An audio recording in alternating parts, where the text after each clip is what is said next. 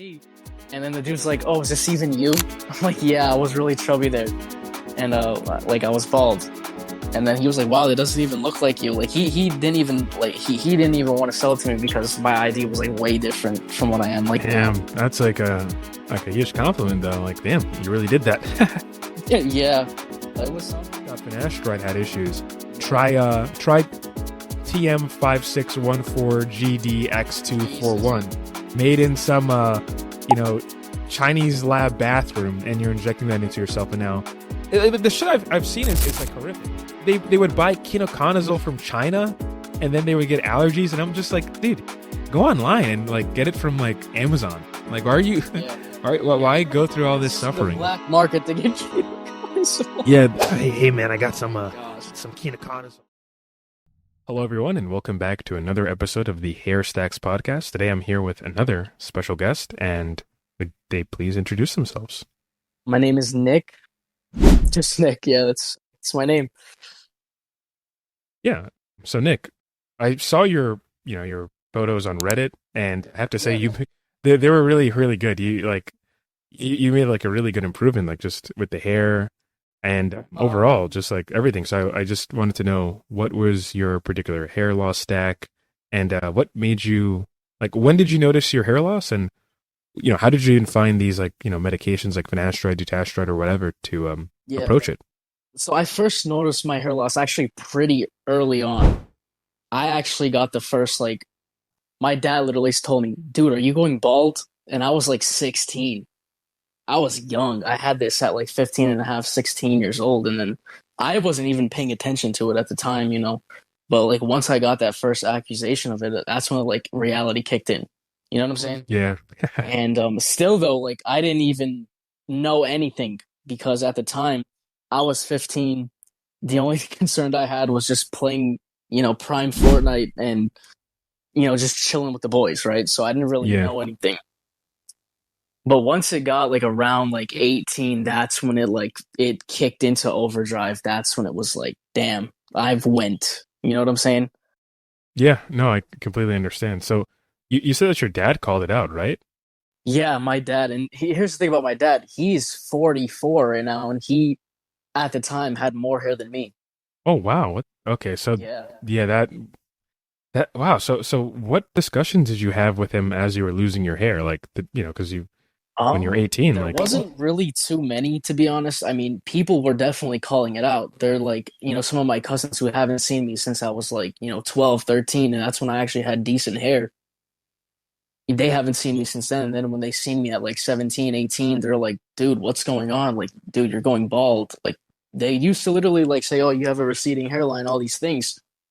And then that's when like I really had to like step up, like to find out like what to do with this. It was bothering me. It was becoming a very, very big insecurity. I was just nonstop wear hats, beanies.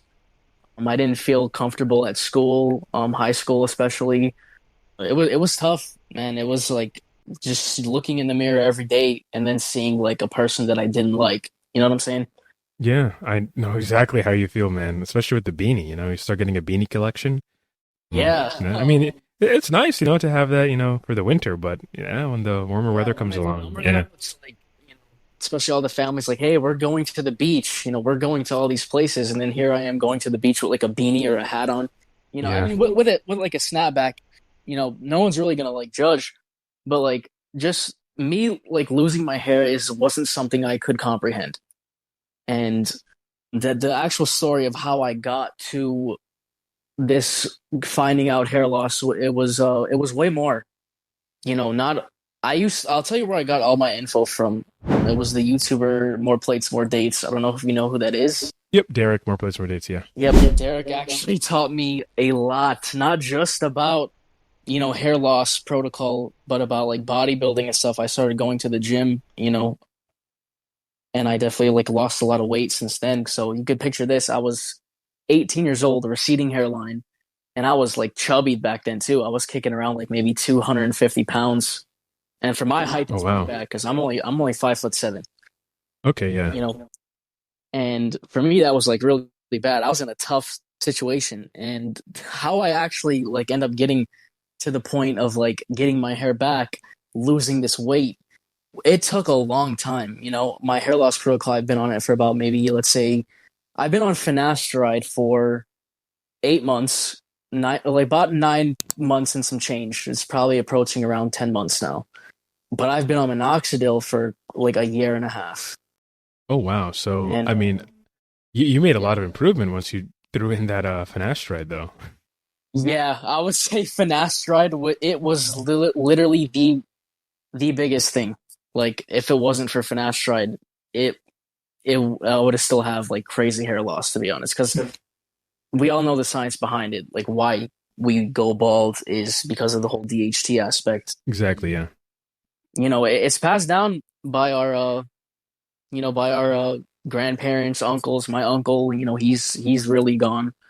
My grandfather's gone. Somehow I skipped my dad. He's very lucky. Lucky, lucky guy. Yeah. He's literally got like probably maybe a Norwood, like maybe a one at most. Probably not even that.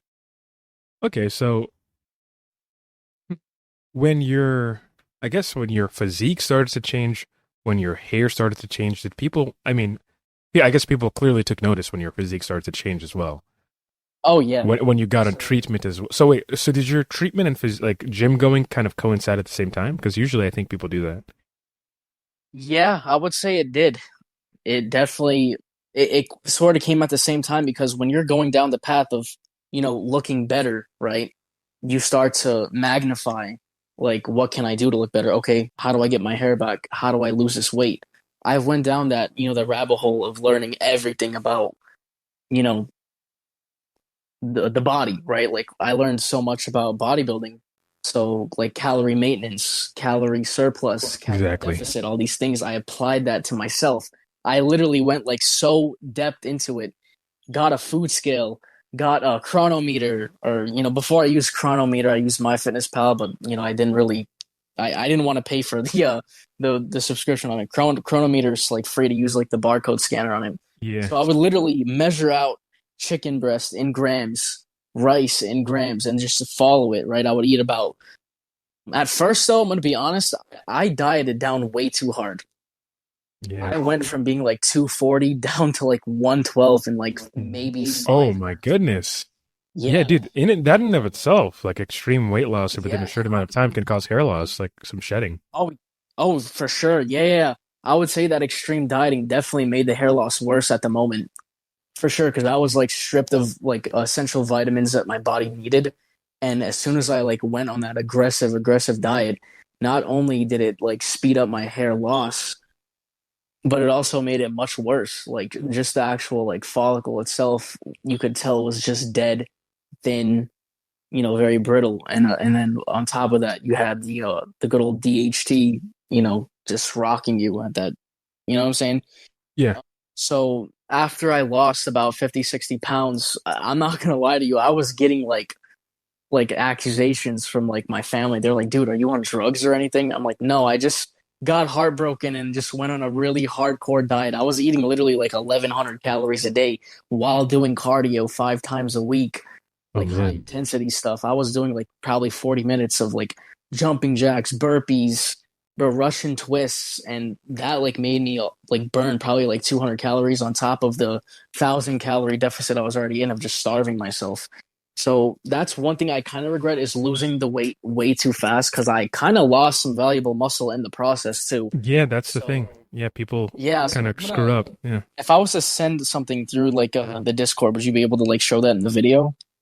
Oh yeah, definitely. Yeah. Like I'll just like kind Okay. of superimpose it on So the screen. before I show you the me like literally 111 pound me, I want to show you like where I started off from. This is like the famous picture right here that I show because this was me, Yeah. you know? And yeah, he's smiling, he's happy, but deep down he's insecure. That hairline's gone. He's chubby, all these things. And it was bad. This was my crown at the time as well. I took a picture of my crown here. I was going, and I didn't Oh have wow. many pictures like back then of myself. I despised the camera. Every time my family would like whip out Dude, the I know camera and exactly take how you pictures, feel. Like I would everyone get I've like talked really to, nervous. yeah, Yeah. yeah, everyone I've talked to, they've said the same thing more or less. Like you don't even want to be near a camera. You don't even want to take a Yeah. picture of you. in a dark I room, was if there's flash, if you're in a movie theater or something, some sort of event, you don't want your scalp to be seen. It's like, yeah, it makes you self yeah, conscious, most definitely, and it's it normal. does. But yeah, Yeah. So fast forward to, that picture that you've seen. This is actually another picture that I took of myself at the time, and I hated this picture. But I remember taking this picture in the living room, and I said that I'm going to change, you know. And I took this one myself right here. This is clearly a picture of myself. Hated, like maybe my hair loss wasn't that bad there, but I mean it's bad though. Like you could definitely tell, like yeah, this guy's going, you I know. think the angle is pretty favorable too, though. Like the other angle, you have it a bit like upward, like but this one's Yeah, like, yeah, looking at it, I mean, even looking at the first photo you sent, like you still do have like the outline of the hairline there, right? So like mm-hmm. you are kind of like positioned for a good recovery, right? And at that point in time, Yeah. if I'm not mistaken, you were using minoxidil, like I think you said earlier, for like 2 years, right? Did you notice while you were using minoxidil, it was actually helping to an extent? Like you noticed some hair Oh, growth in like the interim? yeah, yeah, yeah.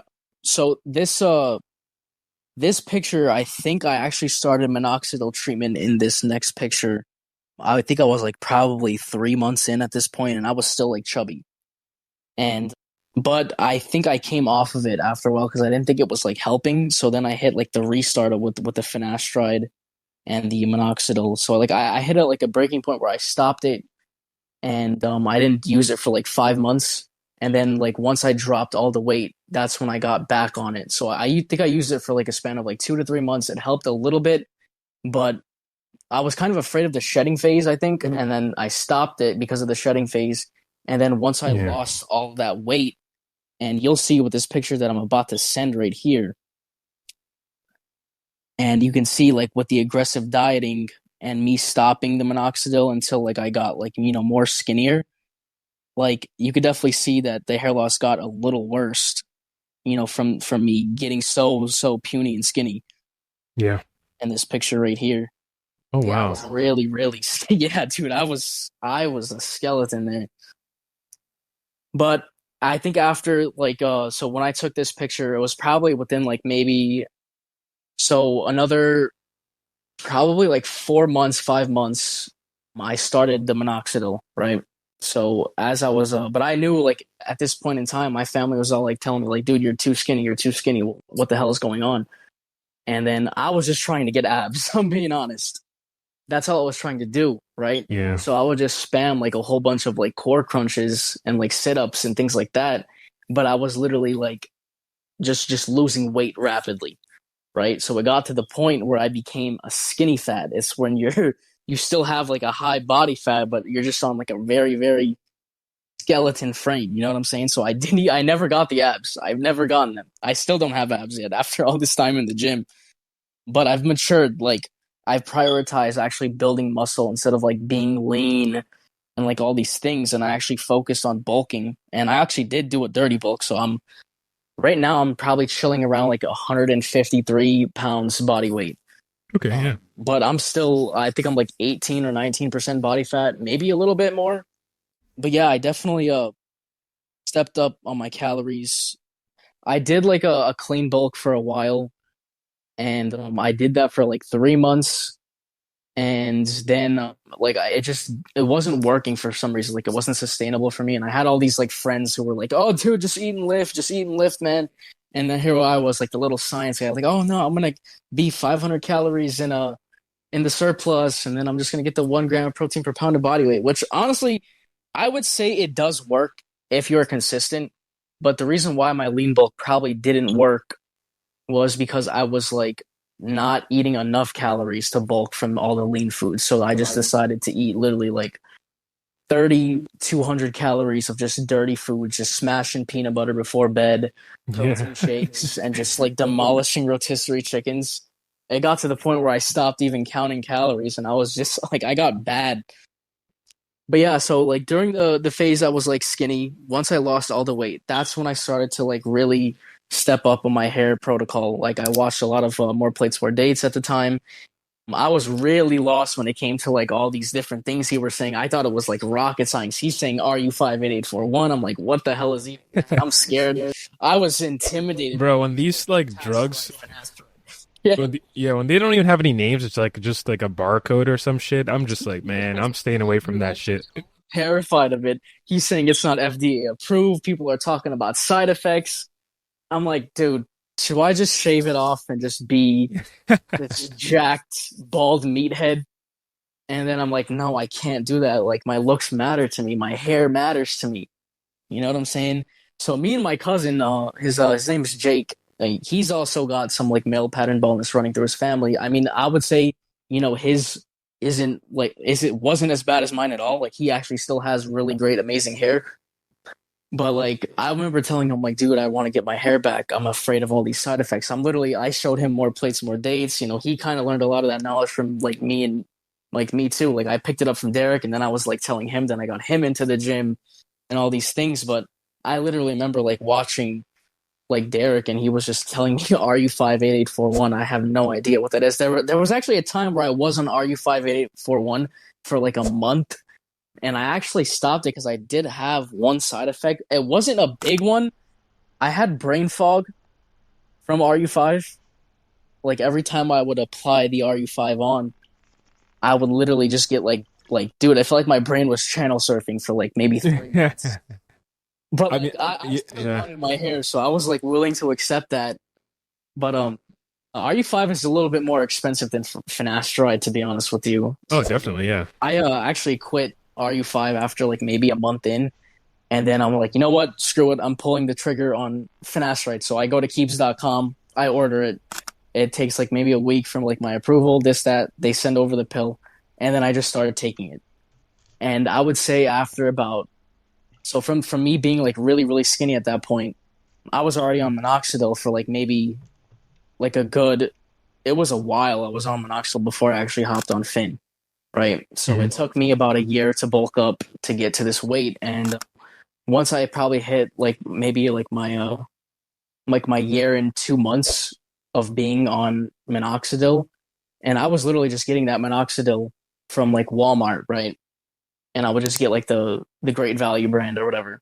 Yeah. I took minoxidil for a while now. It's been like probably like a year, 2 3 months. It's been, and I recently added finasteride like 8 months ago from like this upcoming month. Yeah, so 8 months I've been on finasteride, and about a year and a half I've been on, or like a year and 3 months I've been on minoxidil. And I did have a derma roller, but I ended up having a problem where every time I would use the derma roller, it was literally just like snagging on my hair, and I feel like it was just doing more damage than good. And I feel like if I did actually get like a derma pen, I feel like I would actually have some greater results, to be honest with you. I just never got around to like getting a derma pen, so I just been consistently taking finasteride and minoxidil. That's it.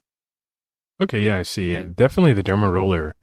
Like I had that Yeah, issue too when I was using it. It just like pulls on your hair. So derma stamp, derma yeah, pen, that's better, vertical kind of type thing, just going in and out of the yeah, scalp rather than yeah. kind of just moving it back and Do you forth. think Yeah. it's too late to actually add in the stamp? Maybe like I've already like reached my genetic minoxidil potential. I mean, I'm not really the thing about like microneedling for me is that I think it only helps with absorption, right? But I don't really think it has any benefits on its own. And in fact, I actually think, if you use it too frequently, it can cause a lot of issues with scarring, even the pen and the stamp itself, depending on the millimeter depth. Okay. So if you're going like at most, I would do like 1.5 millimeters, like once or twice a month. And Okay. depending on your goals, like I have a different philosophy, right? Like Mm-hmm. I'm all about using something like a topical 5-alpha reductase inhibitor, like either topical dutasteride or topical finasteride, along with Mm-hmm. using like oral finasteride or oral dutasteride. Because I think if you can also saturate the scalp with that topical 5-alpha reductase inhibitor, Mm-hmm. you could potentially increase the amount of decrease rather, decrease the amount of scalp DHT that you have. Right. Yeah. And like people say, okay, you use the dermastamp, you're going to introduce more more of the dutasteride or finasteride to your system. So why would you even do that anyway? Like you're going to get, I'm trying to use topicals to avoid side effects, and I'm just like, well, I don't really care about that. I'm trying to use a topical to increase the localization of those particular 5-alpha reductase in the tissues to have more increased, effects in the local area. And that's how Yeah. I look at it from that point of view. And then the whole thing, like, the first day you microneedle, for me, it used to be, okay, just immediately apply that topical finasteride or topical dutasteride. And the second day, topical dutasteride. And as the days go on, from the point where you use the microneedling, the skin has this sort of like permeability rate, right? So let's say on the first day you microneedled and the permeability is like 100%. Just saying that for the point of the argument. So I'd apply topical dutasteride. The second day, the permeability is 80%. I would apply topical dutasteride. The third day, let's say it drops to 50%, apply topical dutasteride. And then maybe on the fourth day, it's like 2%. I'd probably still apply it. So it's like, once you microneedle once, like from that week onward, especially within the first week, that area where you microneedled still has some sort of increased permeability. But at the same time, you have to be careful. Make sure the solution, doesn't have any like weird stuff in it, like any discoloration. You don't want to introduce infections to your scalp, causing folliculitis. But yeah, like that's my opinion. I do think like using topical dutasteride or finasteride could potentially help alongside using like oral finasteride and dutasteride. Yeah. So yeah, that's actually a question that I had, and I tried to talk to my my dermatologist about this, and now it's on like Keeps, and then I switched to Roman eventually. I don't know if you know what that is, Ro.co or whatever, Roman. Yeah, I know all But the yeah, telehealth companies. yeah, I get my finasteride from there, and the reason why I switched from Keeps is because like when I had like questions about like certain things, like about the finasteride and this that, they would take a long time to get back to me, and I switched from Keeps because I guess I kind of got a better deal at Roman, and I asked my dermatologist, I said, can I, like, I wanted to go on like a nuclear stack. Like, I wanted to use like topical minoxidil, oral minoxidil, topical fin, and then oral fin alongside with like RU58841 and then like Regena Pure shampoo. And like, I wanted to add all these things in, but I don't even know if that's going to cause like any like serious side effects either. Cause like, I really want to like go all in on this. You know what I'm saying? Cause like, yes, I've made decent progress for sure. Like I would say I'm way more confident now in my hair. Is it perfect by any means? No, I still have a little bit of thinning, especially like my top right. And there are certain things like I want to like get into like all that stuff, but I just don't know if like there will be like side effects. Like if I'm doing all that, would you say I will get any side effects? Certainly, I think, at least with dutasteride, right, and versus finasteride, the oral versions, there was this meta-analysis that looked at two particular studies, clinical trials rather. That one was done with GSK, being Avodart dutasteride, the other one being Merck finasteride Propecia, or I think Proscar. And they noticed, like, in this meta-analysis, the side effect rate was pretty much the same, right? So you can have like, I think so you would have ideally, I guess, within the confines of that study, this a similar side effect rate. But the issue here is that, especially with dutasteride, if you are to get side effects on dutasteride because of its longer half-life, it could take a bit for it to, subside as well. But it is something to consider. But at the same time, dutasteride it's just better than finasteride, right? It can potentially make your hair follicles synchronize a bit quicker. So you could have like a bigger shed, right? But at the same time, you would probably go through those shedding cycles faster than you would have otherwise on finasteride. But also, there's more security because you get you get a greater decrease in scalp DHT by using dutasteride. Something like 0.5 milligrams dutasteride suppresses scalp DHT, according to the Olsen et al. Study from 2006, by anywhere, but I think it's like 50%, right? Finasteride at 5 milligram, essentially being 1 milligram, because they do have the same effects, decreases scalp DHT between 30 to 40%. Dutasteride up to 2.5 milligrams decreases scalp DHT by around 80%, right? So Yeah. I think there's a trade-off, right? Like, side effects may occur, especially when you get to 2.5 milligrams dutasteride. They noted that they had a higher side effect rate. That particular treatment arm in the Olsen et al. Study, they had a higher side effect rate. than all the other groups, right? But at the same time, they just seem to have higher hair count, better hair, and so my point is like there's a trade-off, right? You could get side effects, but it's like what does this whole hair loss thing mean to you as a person, right? Do you want to potentially increase the chances of you getting a side effect at the Yeah. same time, maybe growing hair? But also, when I think about it, it's like people have to determine side effects or not. Like, what does your hair mean to you? What do you want to pursue in your life? And if Yeah. somebody thinks, the hair isn't worth the sides, then, just maybe go about that route. But if you think it is, and you think you can bear with it, and in most cases, you probably won't even get it. And if you get it, it's transitory as you go on with treatment. And there are ways to manage it.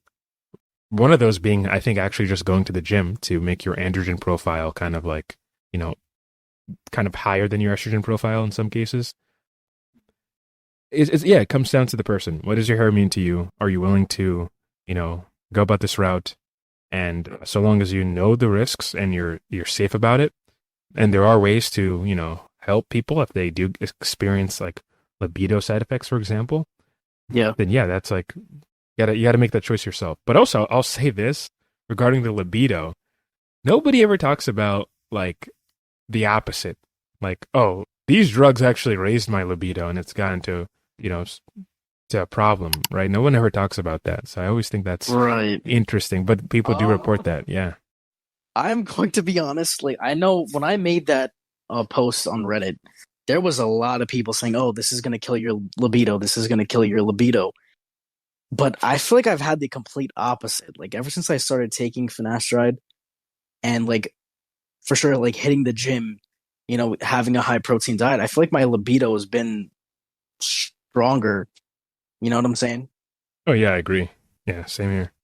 So yeah, I mean, and I'm not on any gear either, so I can only imagine if I do get on gear, that's probably gonna make it a lot worse. Yeah, didn't But Derek talk about the trend like libido? If you go on trend, like your libido goes crazy and you just start like doing yeah, like some wacky yeah, shit. That's his subreddit is wild. The shit that yeah, people it say. is.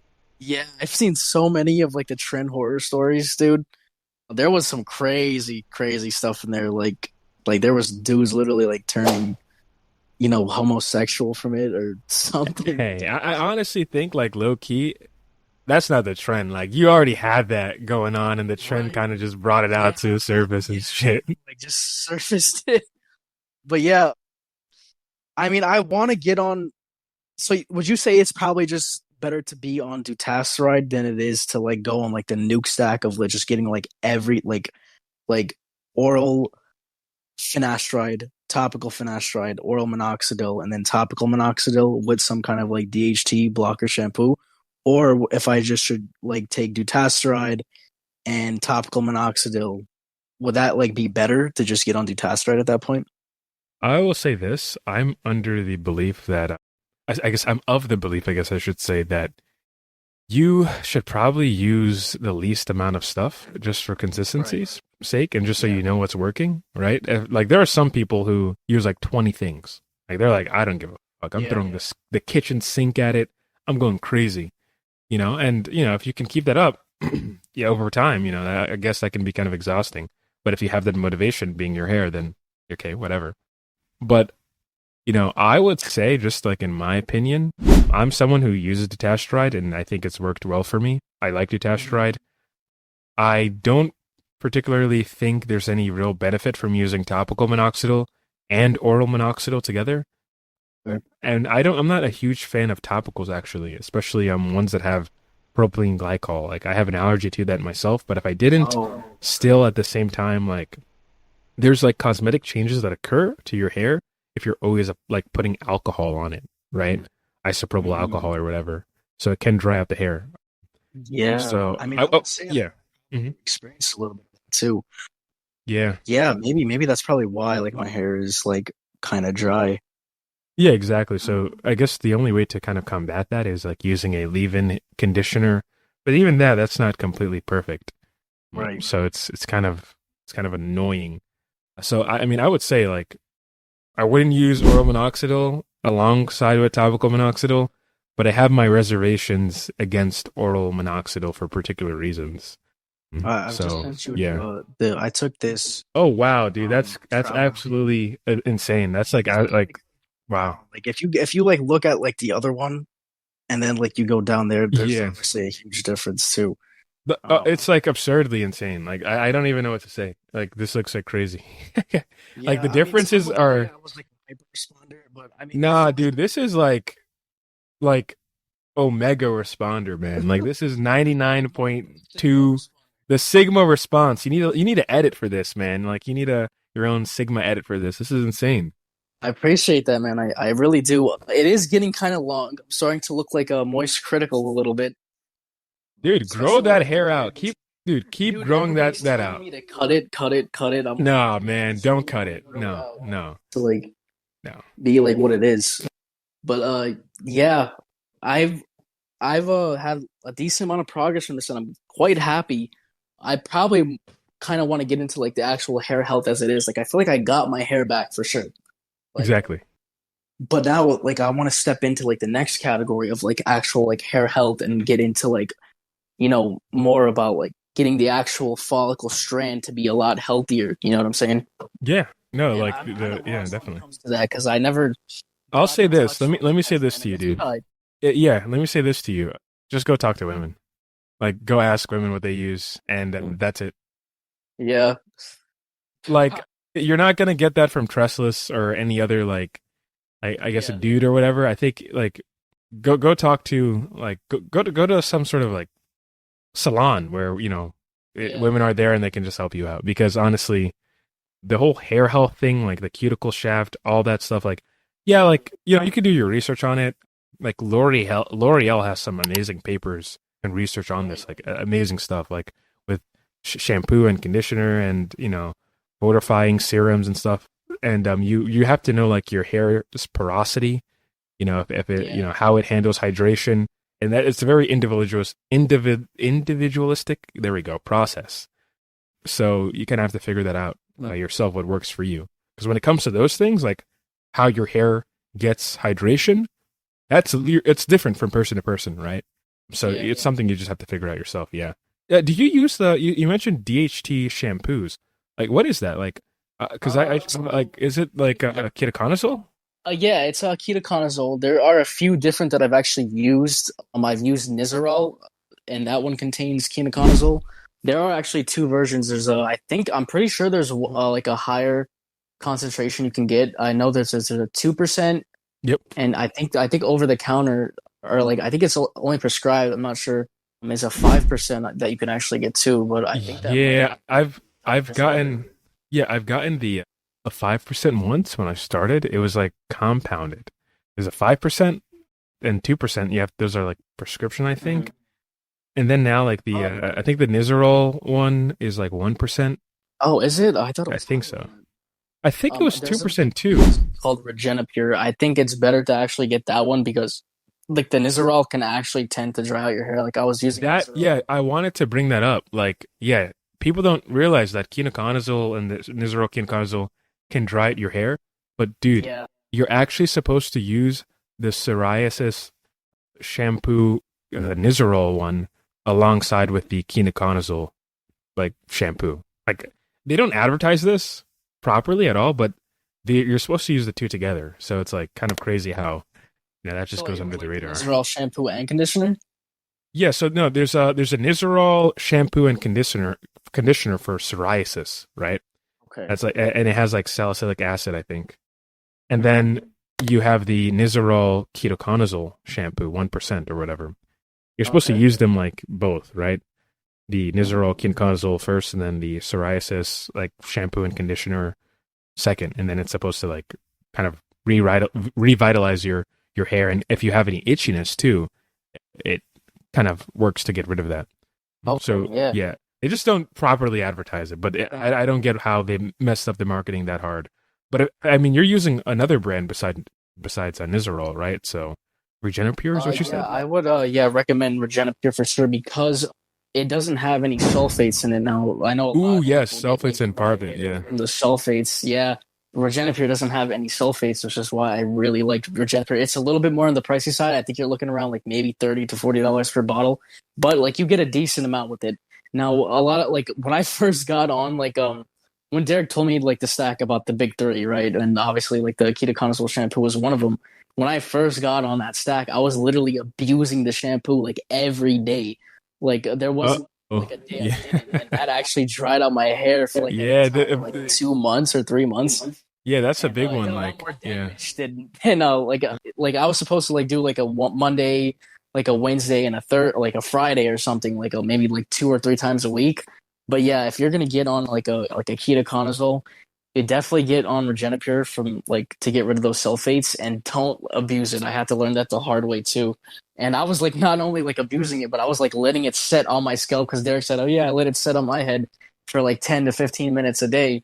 So I was literally like doing Oh man, that's gonna like 10 just to dry. 15. Oh Yeah, it no, was so that's just gonna bad. dry it out and Yeah, make it it was really brittle. bad. Yeah, and Yeah, the but breakage will it's be a crazy. process. Like when you go through like the like hair loss protocol, it's a lot of trial and error. But mainly now I just use like the Regenipure, and I have this other conditioner that's actually helped my hair quite a bit. It's the Aussie. It's like in a purple bottle. I get it from Walmart, and it actually does restore like my hair to be like more softer and shinier and stuff like that. So the Aussie conditioner is quite well. Could you like link these in the chat so I can like kind of put them on the Yeah, screen? Yeah, like the yeah, Regenipure and the definitely. Aussie. Like, yeah, those would be nice. I'll get links for those.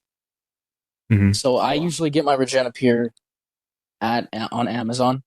It's definitely on Amazon. Sometimes they kind of go out of stock a little bit here and there, but they are pricier than the ketoconazole. I mean, that's the thing I would say. Like ketoconazole to me, it's kind of like I think it's only beneficial in the sense that it can reduce like scalp inflammation and kind of help regulate your environment, your scalp environment. Mm, But at the same time, if you, like you said, if you do mess up and it's making your hair brittle, it's breaking off your hair, then it's like, it's kind of, you gotta do things to offset that kind of dryness.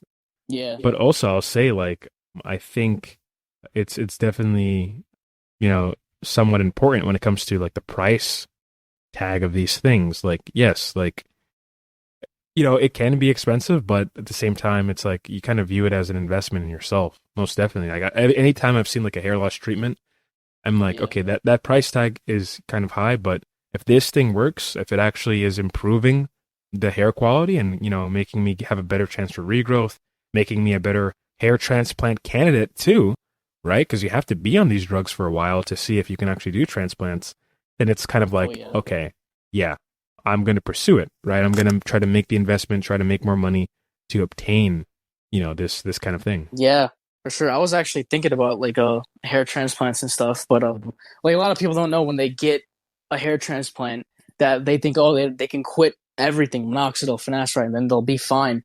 Big Really, mistake. you have to be on finasteride Oh my to goodness. keep up a protocol because like think about it, like the top scalp is probably one of the most like androgen sensitive areas, right? And when you're Yeah. taking away that the blocking of the DHT, you're just gonna have like a weird crater. Like your hairline will be fine, I think, but like in the middle, like for sure, you're just gonna have this crater, just chilling there. So definitely, still stay on finasteride at least, and a ketoconazole shampoo for sure. That way, it'll actually help it. Not too sure if you had to stay on minoxidil. I mean, I would just do it anyway. Probably switch to oil. Yeah, I mean the whole thing is like I like when you're going through AGA, when you're having like DHT attack your hair follicles and you're only on minoxidil, you do see some benefits, but over time the DHT destroys the hair follicle and the minoxidil kind of wanes away, right? So people don't recognize that there's a lot more people that actually respond to it. It's just that Mm. DHT is kind of like masking the response, right? But at the Yeah, that's same why I sent you time, another picture just now too. If you want to look at that one, you can see like my hair, like the actual thing. It's on a thinner side, but like the actual like the volume I got back from the oh wow, finasteride, it's that's definitely a lot. that's actually amazing. It could be the case that once you took out the DHT, the minoxidil was like, all right, let's go. So you could be a hyper responder to minoxidil, Yeah, actually. you think so? I mean, yeah, that definitely could be the case, right? If DHT was the limiting factor, and I mean, 8 months response like this is actually, very. It happens from time to time, but I think it's just you. Yeah, like you're definitely a hyper responder to finasteride to an extent, but also I Right. think at the same time you have like some good sulfur transferase enzymatic activity in the in the scalp for you to I even see. get this kind of hair growth. But yeah, like, you know, certainly you could just do like a minoxidil response test kit. There's some websites where you can possibly figure that out and, go about doing it. I heard But yeah, you actually become a responder if you aren't a responder would be to I forgot what it was called. It was like this thing. Um, tretinoin? yeah, it's trying. There you go. That's the one. Yeah. I actually wanted to add that in too, like with that whole big protocol. I mean, I would Um, say this as a point of caution. If you use tretinoin, you have to be very careful because it does make your skin photosensitive, right? So oh, there's an okay. extent where you have to be careful with this kind of stuff. Yeah. I see. I see. Okay. Yeah, I'll definitely give that a for sure. I'll definitely listen to that.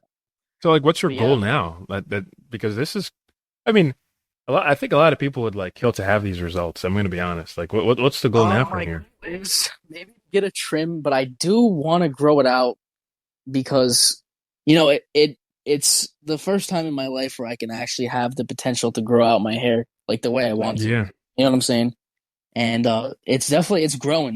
Like I actually, if I was to like home it back, it kind of goes down to like my middle back now. Oh shit, dude. Yeah. Keep growing that, man. Keep growing that, and like just enjoy it, right? Like Yeah. seriously.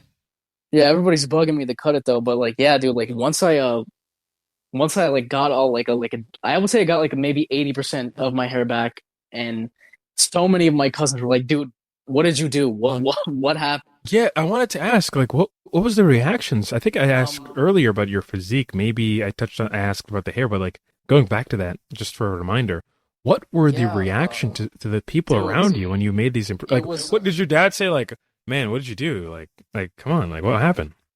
yeah, he was well, I mean, because I live with him, obviously, but like he was very impressed too. But like, I think the bigger reaction came from literally like my cousins and like friends from the past. Like I literally, because I have another friend. His name's Charlie. He's literally gone too, and he was like telling me like, dude, what did you get on? What did you take? Because and I told him literally the entire like thing. I explained it to him. And he was like really skeptical because he did like his own research after I told him like all the stack, and he was like, "Oh, there's side effects. I don't know if I want to really get involved in all that." But yeah, everybody was like really shocked. A lot of my family didn't even like recognize me. I actually have an ID, right? My ID is like me with like the hair loss, and I was chubby. So I go to get my dad a pack of cigarettes, right? And so I like whip out my ID, and then the dude's like, "Oh, is this even you?" I'm like, "Yeah, I was really chubby there, and like I was bald."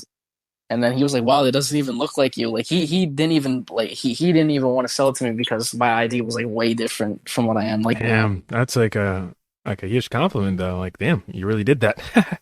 Yeah, it was something. It's been a journey, and it doesn't end here. There's still definitely more things I want to do. The journey to self improve, it's endless. Yeah, like if there was any bit of advice you could give to somebody in the audience, like what would that be? Like, what would you say to someone who's like nervous about finasteride or dutasteride?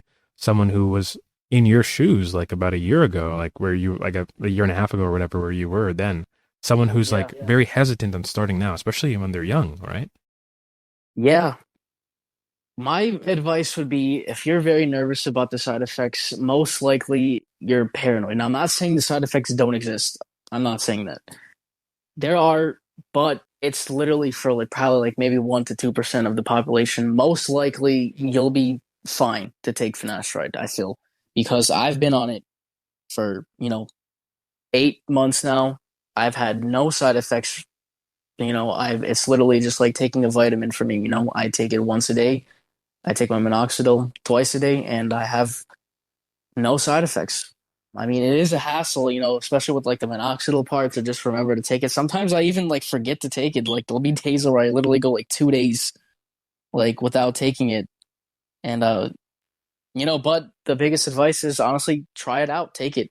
And there's even ways you can actually take it with if you are very afraid about the side effects you can split the pill in half and then take like there's so many different ways to take finasteride. You can do a half a pill, you can do a chip of a pill, you can do one pill every other day, see how your Yeah. body responds to it. You know what I'm saying? And then once you could see, oh, I can handle if I can handle one pill every other day, how about if I handle one pill per day? Or you know what I'm saying? Like there's steps to it. If you're really skeptical about it and you're really insecure about your hair loss and you want to make a change, I would just say for me, I pulled the trigger and I'm very satisfied, with my results, and I'm glad I did because there was no way I was gonna just be bald. I can't handle that, dude. Yeah, like I certainly agree with everything you've said. It's like I talk to people who are sometimes nervous about getting on treatment because of all of the, Yeah. I guess I would call it like anti-finasteride propaganda that exists out there. Yeah. And it really, messes with people, right? And this is a bit of a tangent, but there's this particular group of people on the internet from a cryptocurrency, like hair loss cryptocurrency. They call themselves like it's the biggest crock of shit I've ever heard in my life. But they had a guy. I'm serious. Like they had a guy named like Tristan or Bones or whatever. And one thing he would always do, he would go into subreddits, make multiple accounts, just to fearmonger and say, "Hey guys, none of this shit works." And he would find other people's photos where they had a before and after, right? And then he would reverse the after and make it the before. So like it would show like the hair loss got worse. Like, hey, I'm on 2.5 milligrams of dutasteride. My hair got worse. And he would just find people's. What? It's insane. Just Like, like flip it around. yeah, It's crazy. it's very like that's one thing you have to be careful about when it comes to social media too. There are some people out there who just get a kick out of things, and I think Kevin Mann from Hair Cafe brought that up too. Like, some people just like trolling to the point where they'll just convince others to say, "Oh, this doesn't work," right? And just to touch on this a bit, that particular group, they've gone so far to get men who have anxiety towards finasteride and convince them to taking shit like chemotherapeutic drugs. That Jesus. it's insane. It's like, oh, they use them like research, like guinea pigs. Like, okay, if you guys are scared of finasteride, we're actually trying to find a cure. So we're going to run an unofficial human clinical trial where we tell you to buy, like, I'm being serious. So we tell you to buy chemotherapy drugs from this black market in China, and they ship it to you, and we give you an instructional guide to like inject this compound. Like I said earlier, RU584 sounds scary. Try TM5614 or VMX2931. Terminator model. Yeah, it sounds like a Terminator model. But the thing is, like, people in this particular area with hair loss, there are studies that state that, especially men, they have body dysmorphia issues at a 10 times higher rate than other people who have other dermatological conditions, right? So imagine against the general population. Hair loss is like, it can fuck up your mental health to an extent. So you have people that'll definitely prey on you, especially that cryptocurrency group. And I'm going to do like a whole story about this later on in the future, but it's insane. Like, if you're not guarded and you just fall into these forms, you will be persuaded into doing some pretty drastic shit that can fuck up your life. So you thought finasteride had issues. Try TM5614GDX241, made in some Chinese lab bathroom, and you're injecting that into yourself. And now the shit I've seen is like horrific. Like in their particular group chat, this cryptocurrency group, there are people saying, "Hey, I have blood in my semen because of this. What do I do?" And then their lead researcher is like, he's just some random guy on the internet, right? He's like, "Oh, maybe you took too much." And they would buy ketoconazole from China, and then they would get allergies. And I'm just like, dude, go online and like get it from like Amazon. Like, why are you? Why go through all this suffering? The black market to get ketoconazole. Yeah, hey man, I got some ketoconazole, man, straight from the source. Just with the trench coat. Of ketoconazole.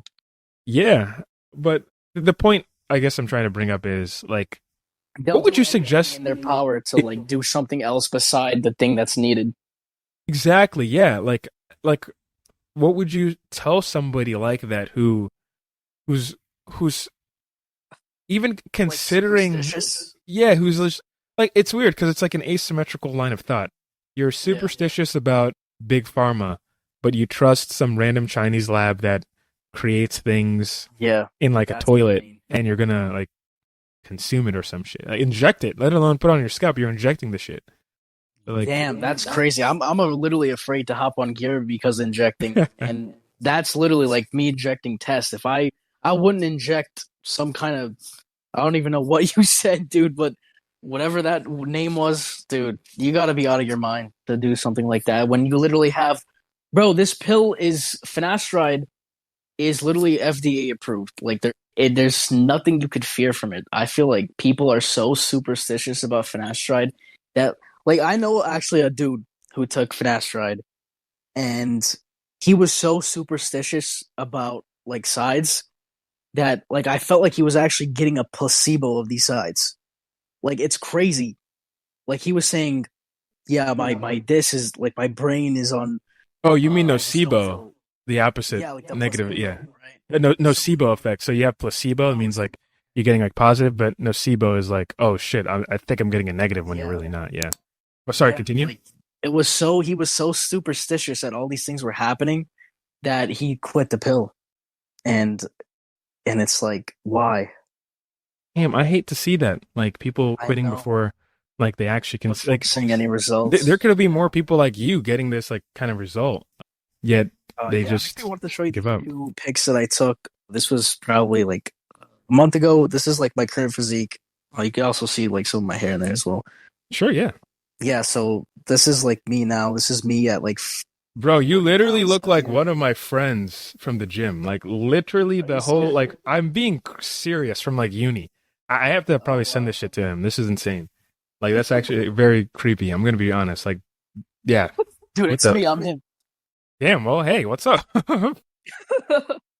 So wait, did you like did you always have like a beard like that, or did you were you using like minoxidil on your beard? uh, no, I haven't actually used minoxidil in my beard. I was considering it, but I feel like I have decent beard genetics to not have to. Okay, cool. There was a few times I derm rolled it, but probably like maybe three times out of like I don't know Hmm. 6 7 months. So I doubt that's gonna do anything. But yeah, I feel like my beard is like I have decent beard genetics, so I don't know. Okay, yeah, cool. Like, yeah, that's a good physique. Like the shoulders and everything, man. The biceps too. I'm bulky, dude. I'm a high body fat. I want to go down and cut down a little bit just to like Yeah, get like somewhat leaner, just so I can actually make room for more like muscle gain. I hear you. It's just a little hard, dude. It's like I'm stuck in the bulky phase. I don't know how to get out. Yeah, I mean, for me, like I bulked from I think when I started going to the gym, I was 175 and then I went to 225 pounds within like 8 months. And I'm like Wow. 5'10" and a half, Okay. around there, 5'10". So That's like perfect height for bodybuilding, in my opinion. I mean, I guess like a lot of the bodybuilders are like kind of around that height, maybe like 5'10" to 5'10" to like 6 foot. Yeah. But yeah, like I didn't know how to cut. It's more so I couldn't take like the 3,500 to 4,000 calories a day. I just couldn't eat it at some Yeah. point. It just yeah. Even like me, like for someone who's like got like a smaller frame, I'm 5'7" with shoes, maybe like 5'6" without. And even like me, bro, like I somehow my frame got to the point where I had to eat like 3,300 calories to bulk. Yeah. Like I don't even know how I got there. Like I should be able to bulk off of like what 2,800, like on paper, but I've gotten to the point where I was eating like 28, 2,900, and I wasn't gaining any weight. And I'm going to be honest, I've been fluctuating between like 150 to like 146 for like the past 4 months. And I'm Hmm. still eating very like ugly food, dude. I just had a pizza, like yesterday, and I just had oats today because I plan on hitting shoulders today, Oh, and damn, cool. arm day. So I had some like post like some pre workout meal, and I'm probably gonna hit the gym later. But yeah, dude, like to bulk up, I feel like the body just constantly adapts to the calories. Like maybe after like I feel like my body adapts like maybe like a month and a half of 2 months of consistency. Then I'll have to bump up my calories like maybe 100 to 200 to actually Definitely, sustain yeah. like some of my progress. And I was even like abusing mass gainers at one point. Like I would Oh, get not the butter mass gainer. and Oh I would just no. make the worst concoction you've ever seen, dude. Like I was slamming peanut butter in the shakes, 2 scoops of protein powder, whole milk. Sometimes I would even put like olive oil in there, and I Oh would just no. chug that. It would be like maybe a 2,400 calorie shake, dude, it was so like I just felt Dude, your so insulin bad must be after going it. crazy Dude, afterwards. I yeah, remember, I'm yeah. gonna be honest, I bro. would knock out. My insulin sensitivity is like really high right now. That's probably why I have to do this cut, to be honest. Yeah. Yeah. Or Like like the insulin resistance or whatever. What? yeah, no, I hear you. Yeah, it's like definitely like on such a high amount of caloric intake in such a short amount of Yeah, time within the day. If that like yeah, I would do that when I was bulking just to get the energy in the gym so I can actually do the heavy lifts like just and then like if I drank that I'm out. I'm going to bed. I'm gonna sleep yeah, for immediately. sure. Yeah, that's why I took it before bed. So I would literally have like I had my own like big blender, right? And my family would always like watch me do this and it would be like, what is this guy doing? Because I would even add like cereal for calories. I would just Oh get like a man. box of Cheerios and corn flakes and all these things. I would put it in the blender. My grandfather's looking at me like I'm some kind of like psychotic person. And Well, dude, even after like doing all that consistently, and I've only gained, it took me, dude, probably like coming up to like a year just to put on like 35 pounds, like abusing calories like that. And I yeah. don't even know how that's because I know it's like the whole fast metabolism thing is like kind of a myth, sort of like a myth. I mean, I feel like if you just eat enough calories, you're gonna gain weight. So like the skinny dudes are like, "Oh man, I can't gain weight. I have a fast Yeah. metabolism." If you slam 4,000 calories a day, you're gonna gain weight. You know what I'm saying? But Definitely, yeah. yeah, for some reason, I just been stuck like plateauing. Like I haven't hit over 150, and I feel like if I do go into this cut, that'll definitely like reset my calories maybe to like I can actually start bulking off of like a normal number now. I definitely hear you. I want to get into this real quick. What's your like? What do you do? Push pull legs? What's your typical gym week look like? So for me, whatever that's not sore, I'm gonna train. But like, I'll go in there with a plan. So I like to do Yeah, for Monday. I'll do chest and back. It's kind of the Arnold split, to be honest. I like it for some yeah, reason. I'll do the Arnold split Monday chest back, Tuesday arms, and then Wednesday legs, and then probably Thursday I'll do like maybe if I'm dieting down. Most likely this is gonna be my workout split for this summer. I'm definitely going to be focusing on core a lot more. I don't want to like grow my waist out like crazy because like I feel like I yeah. have like a good like V taper because when I was 112 pounds, dude, I was at 24 waist in jeans, which Oh is wow. insane. And like literally like me, I would say peak bulk for my height, I'm still maintaining like a 28 to a 30 waist, like peak bulk, I would say. So I feel like if I like maintain my waist while I cut down, like I would actually have like a pretty good illusion of like a V taper. And like I don't want to just add muscle to like the sides of me so I can get like that big, you know, like ab gut or whatever. But I mean, I don't know if Yeah. that's really true though. Cause like I don't know. I know a lot of people who say, "Oh, you don't got to train core if you just do like your deadlifts, your squats." It's like, No, I'll say this right. Like, yeah, I'll say this real quick. Like, with you could still train core. Like, you'll still you can grow yeah, muscles there, right? Like, it'll get yeah, bigger. So you probably don't have to cut as much just to see your abs. yeah, just to see. Yeah, of But yeah, course. Yeah, that's what I want to do. Like, I want to be able to see my abs at like maybe like 12 to 13. I don't want to get like super, super lean, like 7, 8%. I feel like for me, I would be very light. For my height, I would probably be around like maybe like 115, 120. Again, I don't want to be that like small. yeah, So I feel like for sure this summer, I'm definitely going to be focusing on core just to like grow those muscles and like I would like not have to like train them too much to do that. I feel like maybe once a week if it's like a really intense session that I would be able to grow. And I'm not going to go into like a crazy cut here. This cut, I'm not going to like spam a whole bunch of cardio and starve myself. I actually know what I'm doing this time in this cut. Like I have a game plan, I have a diet plan, and I'm just not going to starve myself this time. And I'm gonna be eating clean. Trust me. I'm gonna get my veggies in. I'm gonna get the chicken in and the lean ground turkey and all that yeah. stuff.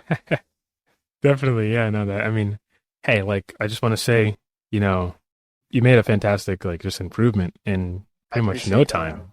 And like, this is pretty inspirational. I think a lot of people draw some inspiration from it. Like, I mean, we're at the end of this. If there's anything you want to Yeah. like shout out, any like social media potentially, whatever, YouTube, you're welcome to do so. Yeah, I could shout out my Instagram if like anybody has like questions and stuff. My Instagram is Nick Machuana, so it's NICK MACHWANO. That is my Instagram. So if anybody has like questions about like what I use on protocol and stuff like that, if you guys want to hit me up there, I'll for sure answer some questions. But yeah, dude, I appreciate the interview. It was a great interview. Great, amazing. And I hope, people do take inspiration and that like they could see this and say, hey, this guy said he had no side effects of finasteride, and they could stop being like so superstitious about it Yeah, and actually get on protocol and have a dramatic change in their life. If baldness is one thing that you're really insecure about, I would say get on protocol, get in the gym, chase your gains, chase your gains, man. definitely. And I want to thank you for coming on. No Like, you problem. can put the Instagram in the Discord so I can, Oh like, yeah, yeah, just like paste it later. But yeah, thank you so much for doing this. Also, I mean, if you want to, I have a Discord server as well. Let me just link that to you. I'm not sure if you're on it, but I'll link it to you. But on there, like, we just don't talk about like hair loss all the time. We talk about other things as well. yeah, for And sure. Join it. yeah, like with gaming and whatever, like all that's there. And gym, we have a gym channel too. I do game, yeah. Yeah, but yeah, I'm gonna just end it now and hope to talk to you later in the future. See you, bro. See ya, man.